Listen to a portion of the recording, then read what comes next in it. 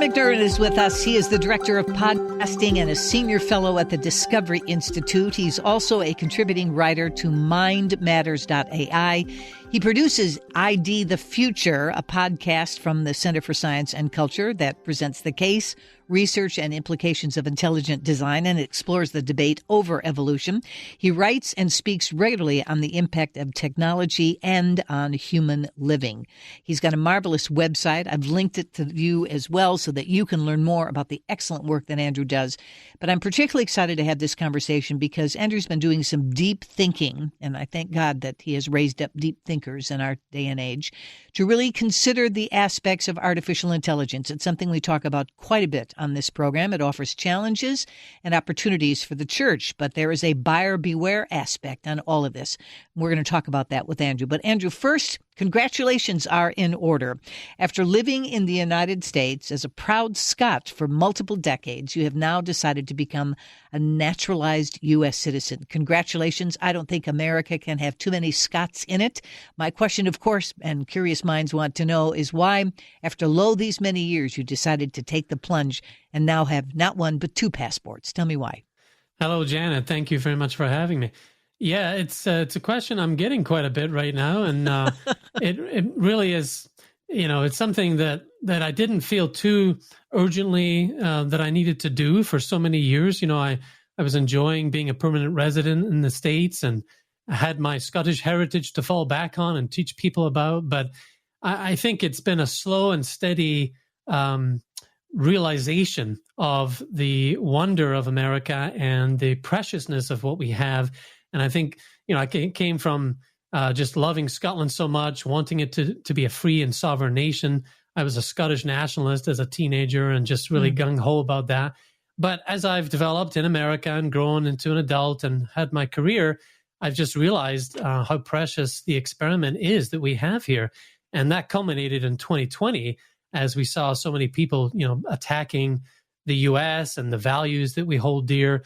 And that really was the turning point for me. Wow, how marvelous. Do you watch with great interest what's happening in Scotland? We talked to David Robertson, a fellow Scotsman, from Australia yesterday, and we talked about the erosion, the consistent erosion of free speech in Scotland, in the UK writ large, but in Scotland in particular, where a woman was arrested, and I saw the videotape, it was posted on X, of a woman being arrested standing silently outside of an abortion clinic and praying, not touching, not talking to anybody, just simply praying. And the police arrested her because she had violated the law as it stands, particularly when you compare the treasure and the privilege and the right of free speech in this country, and you lay it down next to what's happening in Scotland. As a Scot, does that bother you? It certainly does. Yeah, it really causes me to be saddened and makes me realize, wow, I don't know if I could live in Scotland again, even if I wanted to, I'd love to visit and take my kids there and introduce my homeland to them, but I wouldn't feel comfortable living in a place that shut down free speech and suppressed citizenry in the ways that they're doing right now. It's pretty terrifying. Yeah, absolutely. Thank you for that. And I could spend the next time that we have together to talk just about that. But I would be remiss if I didn't allow you to share your heart and your mind on AI, particularly a term that you've come up with, what I think is brilliant, called relational AI. What is that? What is relational AI? Yeah, well, it's this new technology we have that is taking on the aspects of humanness.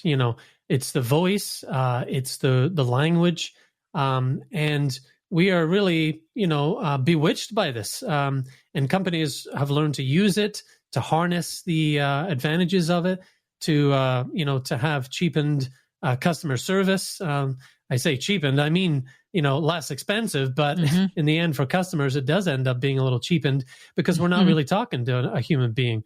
But we see companies using this to boost productivity. There's a lot of ways that our culture is starting to use this, and it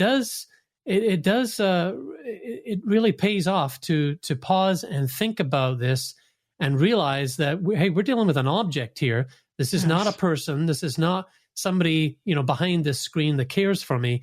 This is an object. This is zeros and ones, and we do need to put it in its place if we're going to be boss over this type of technology. Yeah, amen. Couldn't agree more. You talk about the fact that this relational AI, and again, I love the term because it masquerades, and I do think that's the apt term, as though it were another person when you're talking to someone on the other line, vis-a-vis customer service, as an example, or even when you're involved with a chatbot. It makes you feel that there's a human being at the other end, and there is not. And so there's some traps here, and you say that relational AI can fool us. In what ways? First of all, it speaks our language, as I've mentioned. We're hardwired to respond to human language, to hear the voice of a human being and respond to that. Even before we're born, we're tuning into that. So language is how we express ourselves and how we share our ideas. And so we're really just tuned into that. So when something's used in our language, we're going to pay attention. And because of the latest technologies like natural language processing, these chatbots are able to understand, to interpret, and manipulate the language that we ourselves use. So it speaks our language, or at least that's how we're seeing it. Mm-hmm. It also sounds like us. They sound human partly because they're fed conversations from real people. There's emotional intelligence built in. They convey emotions and attitudes that we can relate to. So they sound like us. They also have different qualities, like they remember what we say. We speak in one session about something, and then the algorithm is going to ask us about it the next time we connect with it. And we see that as something good. Oh, it's paying attention to us. It's actively listening to us. It must care for us. But this is, computer memory doing its thing. It's recalling things you've given it and feeding it back to you. But again, it increases our feelings of goodwill and satisfaction towards it. And we can sometimes get caught up in not so great ways. Yeah, absolutely right. You know a story about a 14-year-old that got involved. And this was, again, this idea that there's a human being at the other end. I love what you said before. It's ones and zeros. It's a machine. The only human being behind it is the human being who programmed the algorithms into the machine that we're talking to. But there's that gap. There's a machine between human and human. And there's also some danger. Tell me about a boy that, ended up taking his life as a result of his relationship with AI. Yeah. Terrible story that came out of Florida. And I call it AI-assisted suicide. It turns out this young man, his name was Sewell Setzer. He was 14 years old, was doing well in school, had lots of interests, like Formula One racing and playing video games with friends. But after downloading this app from a company called Character.AI, he started role-playing with this app, and it consumed him. I mean, his mental health steadily declined. He became withdrawn. He wasn't doing well at school. He was getting into trouble there. And his parents did not know what was happening. He was turning to this app for companionship. Some of the conversations he was having with it were sexually charged in nature. And then he began to share, thoughts with the chatbot, including thoughts of suicide, secrets going on in his life. No doubt encouraged by the conversations he was having with the chatbot. And eventually it just got to really troubling moments where the AI, given what it was being fed by Sewell, was starting to actually encourage him and remind him of these suicidal thoughts. And eventually in the last conversation that the young man had with this bot, it encouraged him to come home to her. It was acting like a female, and he, moments later, shot himself with his father's handgun. And in my estimation, this is probably the first, death of its kind, but by no means the last. And it doesn't always have to result in death. I mean, there's other harmful activity happening with other teens and young kids who are getting caught up in this, and their parents don't know about it. It's really time to take a good look at this and make sure you guard against it in your own family. Yeah, amen. Now, let me ask about the liability on the creator's part. So is there and this is way above my pay grade, Andrew, so walk me through this. And I bet a whole lot of people listening right now are thinking the same thing.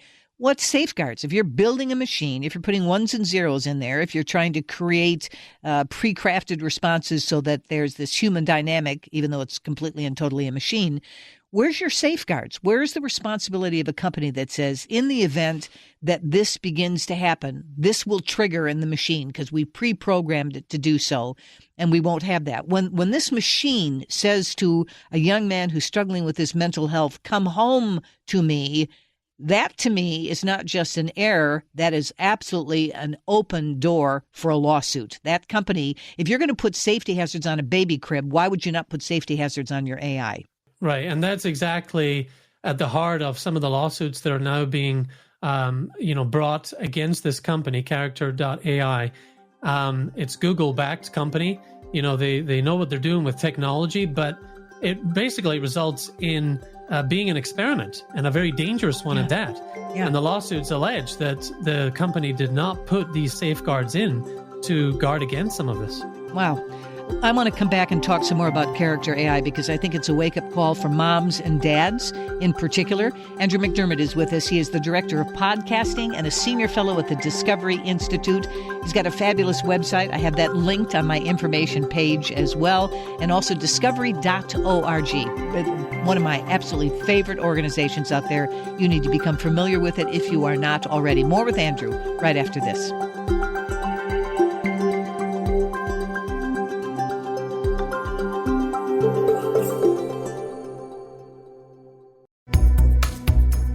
We're visiting with Andrew McDiarmid. He's the director of podcasting as well as a senior fellow at the Discovery Institute. He's a fabulous writer, and he contributes to mindmatters.ai. He produces ID the Future, which is a podcast from the Center for Science and Culture.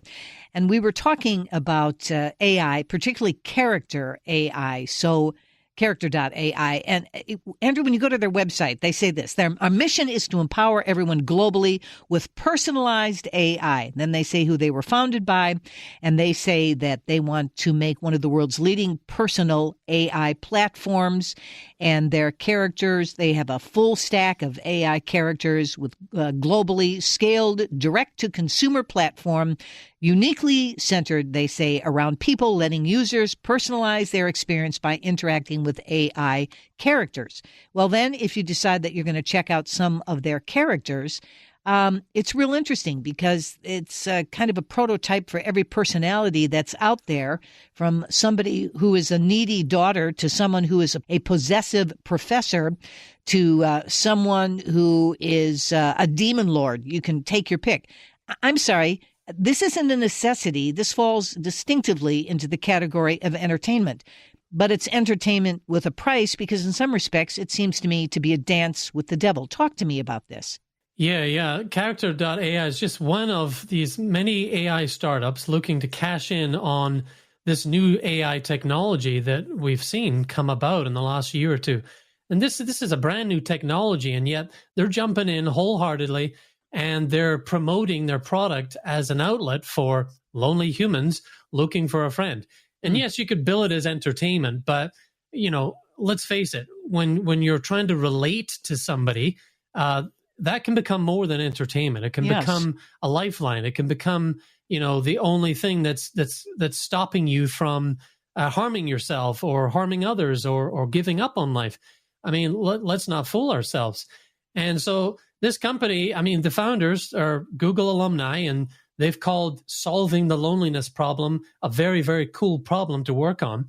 So they see it as a problem, and they think that this is the solution. And it's not a good thing because it's messing with our idea of, how we communicate with other human beings, and it's taking away our need for communicating with real people. And it's pretty upsetting to see. And they don't have the guardrails. In the case of the young man that I was mentioning in the last segment, they didn't have the capacity built into the program for his talk of suicide to trigger alarms that would, notify the authorities or the people that would need to be aware of what was happening in these conversations. And so, again, just an experiment, and a dangerous one at that. And this is technology we barely know. and they're trying to make money solving our loneliness problem. Exactly. Oh boy, that last point, underscore, highlight, and yellow magic marker, that's exactly the point. So let me linger here with this idea. First of all, there's gold in them, their hills. I guess I understand why Silicon Valley wants to do this. But again, you're not considering the ramifications. So you have to parallel the advances in their technology with the uptick of mental health crisis, particularly in the teen and the preteen demographic who use this kind of stuff more than any other demographic. So you're not only not solving the loneliness problem, you're creating a false reality that does nothing but damage them even further, because there is no human being on the other side. There is no, in the words of famed psychologist Leo Buscaglia, the warm pair of brown eyes on the other side of the screen. It's a machine. And so it really bothers me that what we've done is, while God created us for community, we are absolutely moving into isolation and having a relationship with the machine, not with a human being. Fortunately, our conversation doesn't end there, because you think there are things that we can and must do to guard against relational AI. What are some of those things? Yeah, great points you're making, Janet. What is big tech's solution to the problem that big tech has caused? Well, it's more technology, exactly, as you're saying. And that isn't a solution. Well, there's no, cookie cutter thing that I can pass on, but there are things that I've realized can help when it comes to this. And again, I'm not somebody who wants to have you run to the hills and escape all technology. No, technology has given us lots of good things, and it can be a force for good, but we have to be in charge of it. So in the case of AI, the first thing I would remind families and parents and even young folks is just to see this relational AI, these chatbots and these algorithms, see them for what they are. And that is a thing, an object, zeros and ones, as I said, a computer program, a big tech product. It might sound like a human being. It may feel like it. It may look like it at times, but it's just mimicking it.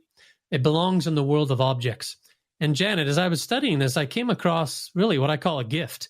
The 20th century Jewish philosopher Martin Buber, he wrote a book in 1923 that actually relates to this relational AI issue we have today. It's called I, Thou, right? And it's pretty awesome. He writes about this twofold nature of man's world, the world of objects that we live in, but also the world of meetings with fellow human beings that are made in God's image. He calls God the eternal thou.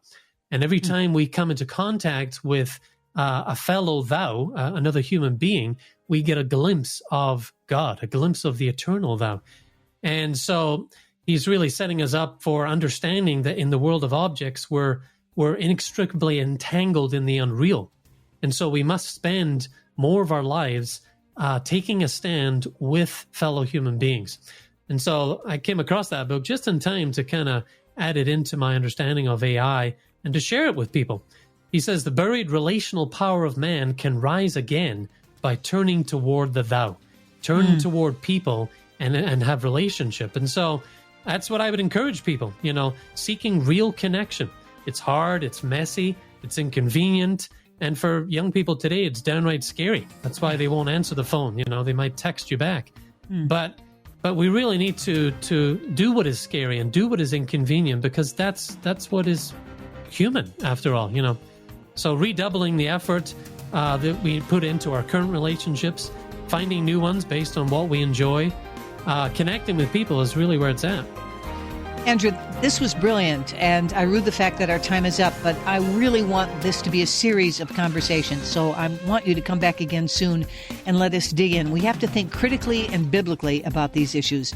The antithesis of this, by the way, the thou, I think is brilliant on Martin's part, but it's also the idea that I'm talking to machine, and in so doing, I fail to recognize the image of God in my fellow man. There's so much here. Andrew, thank you for helping us think today. Thank you, friends. We'll see you next time.